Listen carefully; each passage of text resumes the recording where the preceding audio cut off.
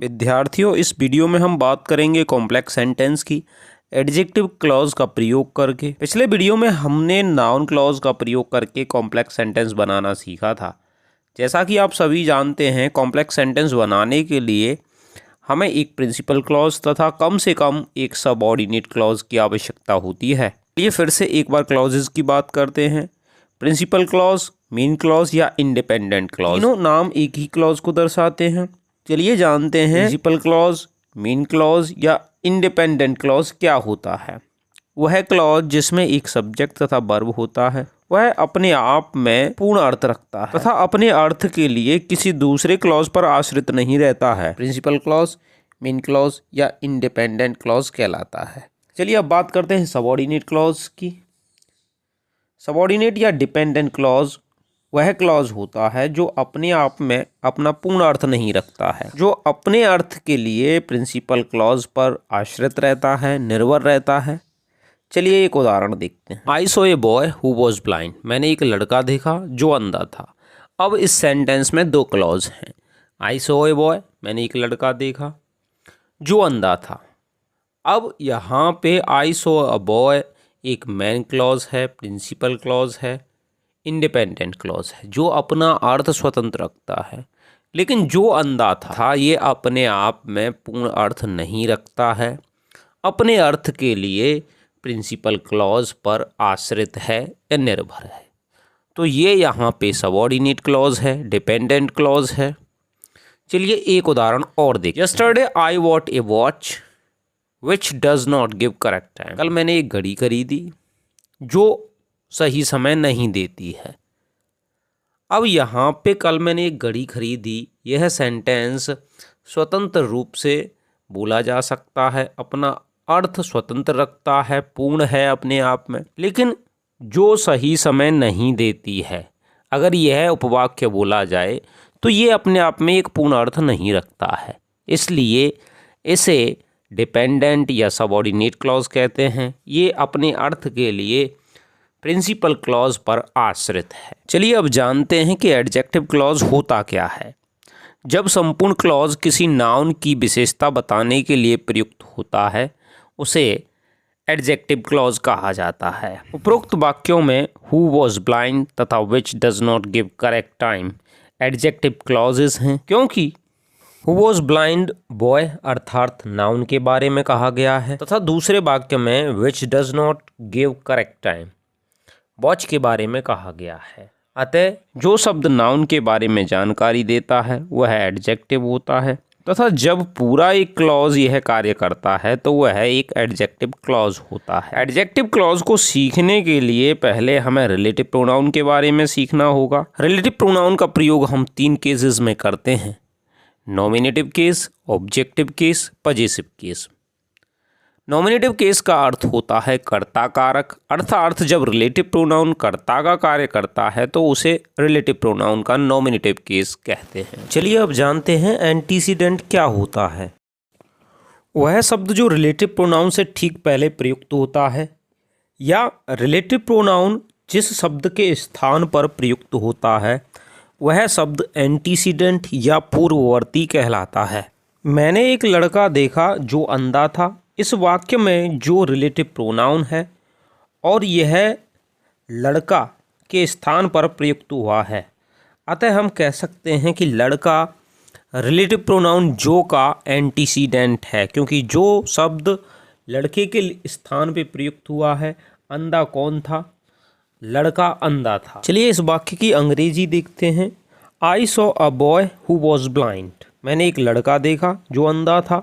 अब यहाँ पे हु रिलेटिव प्रोनाउन है और बॉय एंटीसीडेंट है। अंग्रेजी के वाक्यों में सामान्यतः एंटीसीडेंट और रिलेटिव प्रोनाउन पास पास होते हैं, इसीलिए रिलेटिव प्रोनाउन से पहले का जो शब्द है एंटीसीडेंट कहा जाता है, पूर्ववर्ती कहा जाता है। चलिए अब जानते हैं कि रिलेटिव प्रोनाउन का प्रयोग किस प्रकार से किया जाता है। यदि नॉमिनेटिव केस में रिलेटिव प्रोनाउन का एंटीसीडेंट कोई मनुष्य है तो रिलेटिव प्रोनाउन के रूप में हु का प्रयोग करते हैं जो सब्जेक्ट का काम करता है। और यदि रिलेटिव प्रोनाउन का एंटीसीडेंट कोई मनुष्य ना होकर जानवर, वस्तु, पक्षी इत्यादि है तो रिलेटिव प्रोनाउन के रूप में विच का प्रयोग किया जाता है। चलिए नॉमिनेटिव केस में रिलेटिव प्रोनाउन के कुछ उदाहरण देखते हैं। मैंने एक लड़का देखा जो अंधा था। I saw a boy who was blind. अब हु रिलेटिव प्रोनाउन है क्योंकि इसका एंटीसीडेंट बॉय है, एक मनुष्य है, इसलिए रिलेटिव प्रोनाउन के रूप में नॉमिनेटिव केस में हम हु का प्रयोग करते हैं। अब नॉमिनेटिव केस क्या होता है, इसे हम बोलते हैं कर्ता कारक। जब वाक्य में रिलेटिव प्रोनाउन सब्जेक्ट का कार्य करेगा तो उसे रिलेटिव प्रोनाउन का नॉमिनेटिव केस कहेंगे। अब यहाँ पे हु के जस्ट बाद वर्ब आई है, वॉज आई है, तो यहाँ पे हु सब्जेक्ट का कार्य कर रहा है। चलिए एक उदाहरण और देखते हैं। यह आदमी है जिसने मुझे रास्ता बताया। This is the man who told me the way. अब हु यहाँ पे रिलेटिव प्रोनाउन है और मैन इसका एंटीसीडेंट है। इसका एंटीसीडेंट मनुष्य है, इसलिए रिलेटिव प्रोनाउन के रूप में हु का प्रयोग किया गया है। अब हु के जस्ट बाद वर्ब का प्रयोग किया गया है, इसलिए इसे रिलेटिव प्रोनाउन का नॉमिनेटिव केस कहा जाएगा। चलिए अब बात करते हैं एंटीसीडेंट मनुष्य ना होकर कोई जानवर हो, पक्षी हो, वस्तु हो। मैंने एक कुत्ता देखा जो सड़क पर लेटा हुआ था। अब जो किसके लिए यूज़ हुआ है, कुत्ते के लिए। जो यहाँ पे रिलेटिव प्रोनाउन है और इसका एंटीसीडेंट एक जानवर है।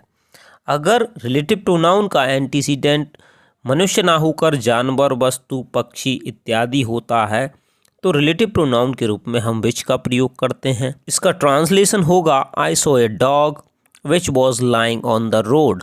विच यहाँ पे रिलेटिव प्रोनाउन है और डॉग इसका एंटीसीडेंट है। जैसा कि हम सभी जानते हैं अंग्रेजी के वाक्यों में एंटीसीडेंट रिलेटिव प्रोनाउन के जस्ट पहले प्रयुक्त किया जाता है, इसीलिए इसे एंटीसीडेंट या पूर्ववर्ती कहा जाता है। चलिए एक उदाहरण और देखते हैं। मेरे पास एक किताब है जो बहुत पुरानी है। आई have a book which is very old. अब यहाँ पे जो प्रयुक्त हुआ है किताब के लिए, जो रिलेटिव प्रोनाउन है और किताब उसका एंटीसीडेंट है। अर्थात जब रिलेटिव प्रोनाउन का एंटीसीडेंट कोई वस्तु होती है तो रिलेटिव प्रोनाउन के रूप में हम विच का प्रयोग करते हैं। आप देख सकते हैं विच के पहले बुक का प्रयोग हुआ है, अतः अंग्रेजी के वाक्यों में एंटीसीडेंट और रिलेटिव प्रोनाउन पास पास प्रयुक्त होते हैं। अब ये कैसे पता किया जाएगा कि रिलेटिव प्रोनाउन नॉमिनेटिव केस में है या ऑब्जेक्टिव केस में है, तो ये हमें वाक्य से पता चलेगा। जब रिलेटिव प्रोनाउन वाक्य में सब्जेक्ट का कार्य करेगा तो वो नॉमिनेटिव केस में है, और वाक्य में यदि रिलेटिव प्रोनाउन ऑब्जेक्ट का कार्य करता है तो वह ऑब्जेक्टिव केस में है। चलिए बात करते हैं कि रिलेटिव प्रोनाउन का प्रयोग ऑब्जेक्टिव केस में किस प्रकार होता है। ऑब्जेक्टिव केस में यदि रिलेटिव प्रोनाउन का एंटीसीडेंट कोई मनुष्य है तो रिलेटिव प्रोनाउन के रूप में हुम का प्रयोग करते हैं, और नॉमिनेटिव केस में हु का प्रयोग करते थे, लेकिन यहाँ हमें हुम का प्रयोग करना है। और एंटीसीडेंट मनुष्य ना होकर जानवर, पक्षी या वस्तु हो तो विच का प्रयोग करना है। यहाँ सेम है, वहाँ भी हम नॉमिनेटिव केस में भी हम विच का ही प्रयोग करते थे जानवर, पक्षी, वस्तु के लिए, और यहाँ भी हम विच का प्रयोग करते हैं, लेकिन मनुष्य के लिए यहाँ हमें हुम का प्रयोग करना होता है। कृपया उस लड़के को बुलाओ जिसे तुमने पैसे दिए। Please call the boy whom you gave the money. अब यहाँ पे रिलेटिव प्रोनाउन हुम है और उसका एंटीसीडेंट बॉय है, जिसे तुमने पैसे दिए। किसे दिए? लड़के को, तो लड़का रिलेटिव प्रोनाउन का एंटीसीडेंट है। अब यहाँ पे रिलेटिव प्रोनाउन के रूप में हमने हुम का प्रयोग किया है। क्यों? क्योंकि यह अगले वाक्य का ऑब्जेक्ट है। इसके बाद तुम देख रहे हो कि यू प्रयुक्त हुआ है, वर्ब प्रयुक्त नहीं हुई है, इसका मतलब ये इसका ऑब्जेक्ट है। अगर इसके बाद वर्ब प्रयुक्त हुई होती तो ये नॉमिनेटिव केस में होता, फिर हम यहाँ पे हु यूज़ करते। दूसरा उदाहरण है, यह लड़की है जिसे मैं पढ़ाता हूँ। दिस इज़ द गर्ल हुम आई टीच। हुम रिलेटिव प्रोनाउन है और इसका एंटीसीडेंट गर्ल है, एक मनुष्य है। अब अगले वाक्य का जो सब्जेक्ट है वो आई है, मैं पढ़ाता हूँ, लड़की तो पढ़ती है, तो जिसे यहाँ पे ऑब्जेक्टिव केस में है, इसलिए हमने रिलेटिव प्रोनाउन के रूप में हुम का प्रयोग किया है। तीसरा उदाहरण देखते हैं। यह घड़ी है जिसे मैंने कल खरीदा। This is the watch which I what yesterday. और विच यहाँ पे रिलेटिव प्रोनाउन है और इसका एंटीसीडेंट वॉच है जो कि विच से जस्ट पहले प्रयुक्त हुआ है।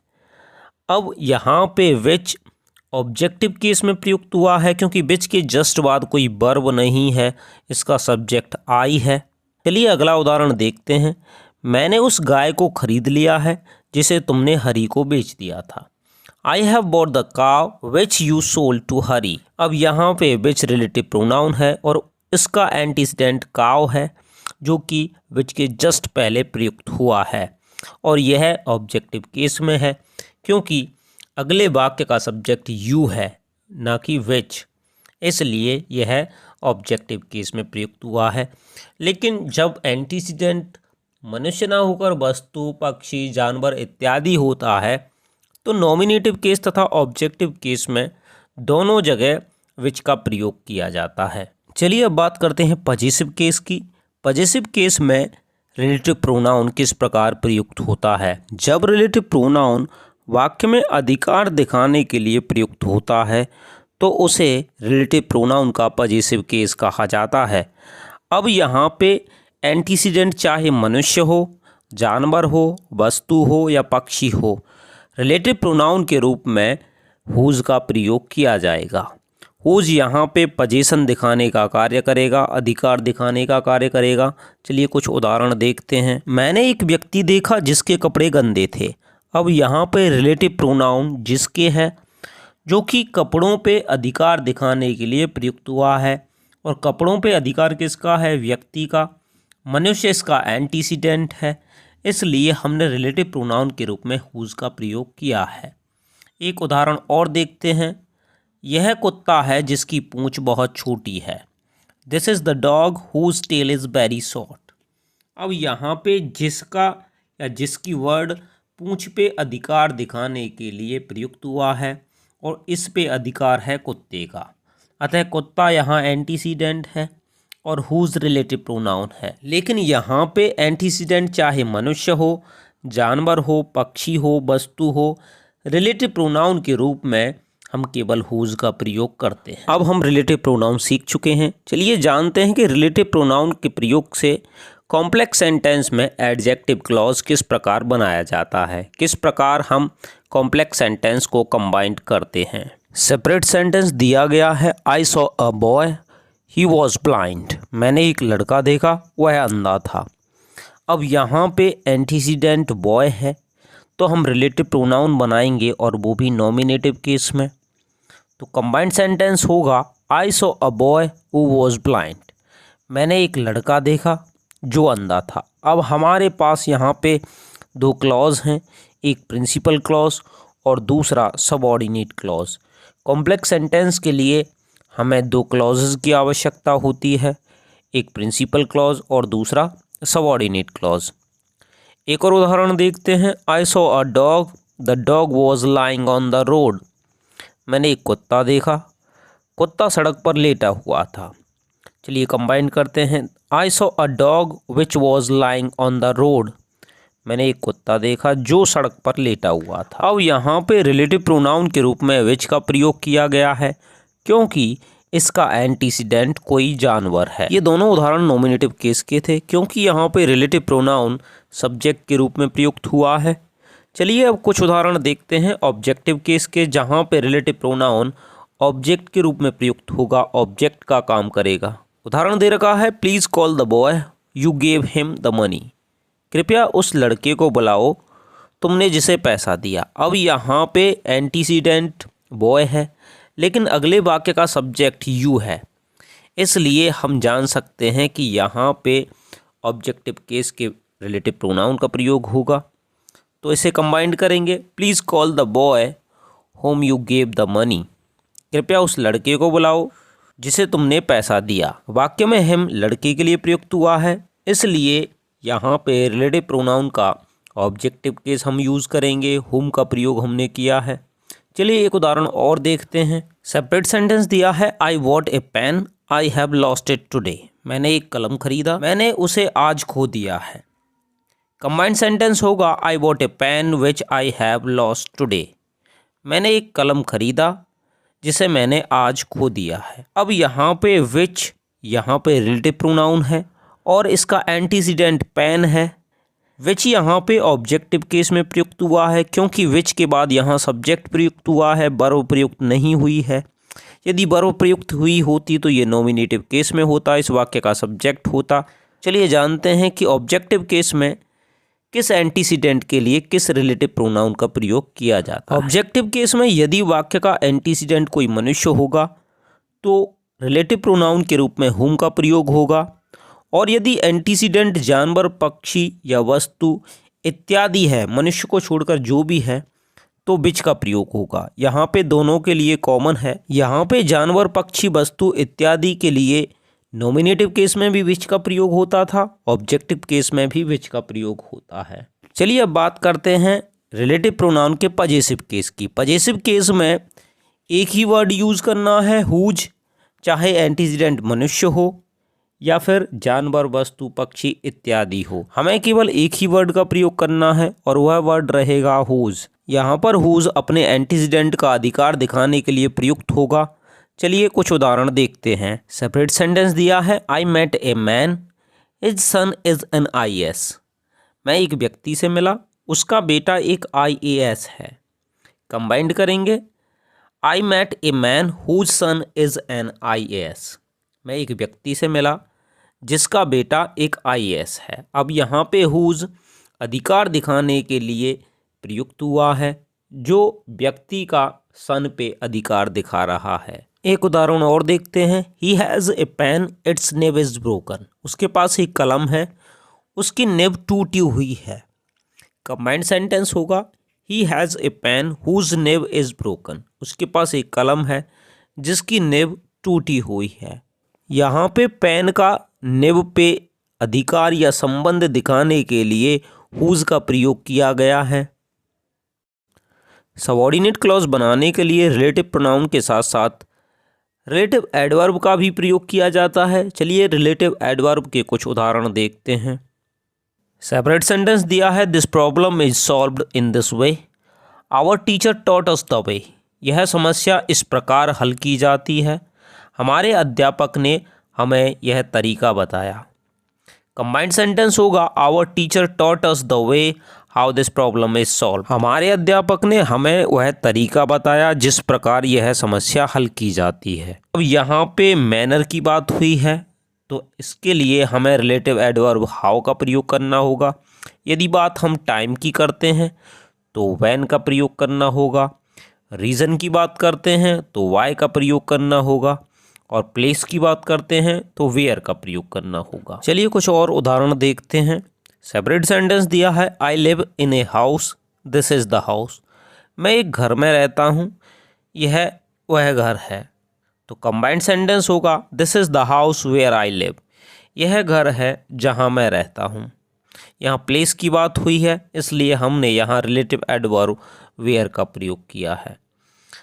अगला उदाहरण देखते हैं। सेपरेट सेंटेंस दिया है he will go to Aligarh, I do not know the time. वह अलीगढ़ जाएगा, मैं समय नहीं जानता हूँ। कंबाइंड सेंटेंस होगा I do not know the time when he will go to Aligarh. मैं वह समय नहीं जानता हूँ जब वह अलीगढ़ जाएगा। यहाँ पे टाइम की बात हुई है तो टाइम के लिए हम रिलेटिव एडवर्ब व्हेन का प्रयोग करेंगे।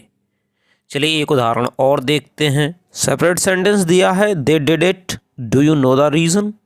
उन्होंने यह किया, क्या तुम कारण जानते हो।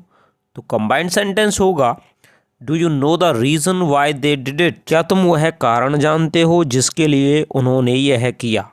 अब यहाँ पे रीज़न की बात हुई है, कारण की बात हुई है, तो कारण के लिए हम रिलेटिव एडवर्ब वाई का प्रयोग करते हैं। चलिए अब कुछ उदाहरण ऐसे देखते हैं जहाँ एंटीसीडेंट और रिलेटिव प्रोनाउन कंबाइंड करने पे पास पास नहीं आते हैं। इसके लिए हमें क्लॉज तोड़ना पड़ता है ताकि रिलेटिव प्रोनाउन और एंटीसीडेंट पास पास रहें। चलिए कुछ उदाहरण देखते हैं। सेपरेट सेंटेंस दिया है the man was caught, he stole my watch. आदमी पकड़ा गया, उसने मेरी घड़ी चुराई। अब इसको अगर कंबाइंड करें और रिलेटिव प्रोनाउन जोड़ें, the man was caught who stole my watch, तो यहाँ रिलेटिव प्रोनाउन और एंटीसीडेंट अलग अलग हो जाएंगे, तो यह ग्रामेटिकली गलत सेंटेंस होगा। इसलिए कंबाइंड सेंटेंस है the man who stole my watch was caught. आदमी जिसने मेरी घड़ी चुराई पकड़ा गया। यहाँ हमने क्लॉज को तोड़ दिया है, इसलिए ताकि रिलेटिव प्रोनाउन और एंटीसीडेंट पास पास रहें। एक उदाहरण और देखते हैं। I met a man he was blind. मैं एक व्यक्ति से मिला, वह अंधा था। कंबाइंड सेंटेंस है I met a man who was blind. यहाँ पे हमने केवल रिलेटिव प्रोनाउन जोड़ दिया है, क्योंकि एंटीसीडेंट पीछे दिया गया है। यदि एंटीसीडेंट पीछे नहीं होता है, आगे होता है, तो हमें क्लॉज तोड़ना होगा। चलिए कुछ उदाहरण और देखते हैं। सेपरेट सेंटेंस दिया है the pen is mine it is on the table. कलम मेरा है, वह मेज पर है। कंबाइंड सेंटेंस होगा the pen which is on the table is mine. कलम जो मेज पर है मेरा है। यहाँ पे हमने क्लॉज को तोड़ दिया है ताकि पेन एंटीसीडेंट और विच रिलेटिव प्रोनाउन पास पास रहें। एक उदाहरण और देखते हैं। I have a pen it is costly. मेरे पास एक पेन है, वह महंगा है। कंबाइंड सेंटेंस होगा I have a pen which is costly. मेरे पास एक कलम है जो महंगा है। अब यहाँ पे हमने केवल रिलेटिव प्रोनाउन जोड़ दिया है विच, क्योंकि इसका एंटीसीडेंट पेन है जो पीछे दिया गया है। लेकिन पहले उदाहरण में पेन एंटीसीडेंट था, आगे था, इसलिए हमने क्लॉज को तोड़ दिया था। इस वीडियो के अंतर्गत हमने एडजेक्टिव क्लॉज से कॉम्प्लेक्स सेंटेंस बनाना सीखा है। अगले वीडियो में हम बात करेंगे एडवर्ब क्लॉज से कॉम्प्लेक्स सेंटेंस बनाने की। चलिए अगले वीडियो में मिलते हैं। धन्यवाद।